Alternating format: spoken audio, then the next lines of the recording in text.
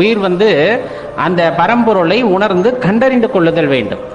இது எப்படி சாத்தியமா, ஒருவருக்கு இது நடக்குமா? ஏன்னா எல்லாருக்குமே அந்த உடல்ல உயிர் இருக்கிறது அப்படிங்கிறத நம்புவாங்க. ஏன்னா இல்லைன்னா அதை நம்புறதோ நம்பாததோ எண்ணி பார்ப்பதோ அந்த மாதிரி எதற்குமே வேலை இல்லாமல் போயிடும். அந்த உயிரானது கட்டாயமா அங்க இருக்கணும், அந்த சிவமானது உள்ளே கட்டாயமா இருக்கணும். இப்ப இந்த உயிர் இந்த உடலை விட்டு வெளியே போய்விட்டால் இதற்கு உற்ற துணையாக யாரேனும் ஒருத்தர் இருக்கணும் இல்லையா? அவரைத்தான் நம்ம சிவபெருமான் அப்படின்ட்டு கூறுகின்றோம்.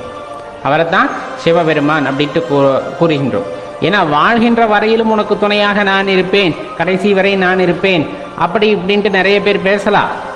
வாழ்ந்த பிறகு இந்த உடலை விட்டு உயிர் பிரிந்த பின்பு அந்த உயிருக்கு துணையாக நான் வருவேன் அப்படின்ட்டு இங்க சொல்லக்கூடிய உறவுகள் எதுவுமே கிடையாது. முதல்ல கடைசியா அந்த உறவுக்கு, அந்த உயிருக்கு அப்படின்னு சொல்லக்கூடிய அந்த அரும்பெரும் ஜோதிக்கு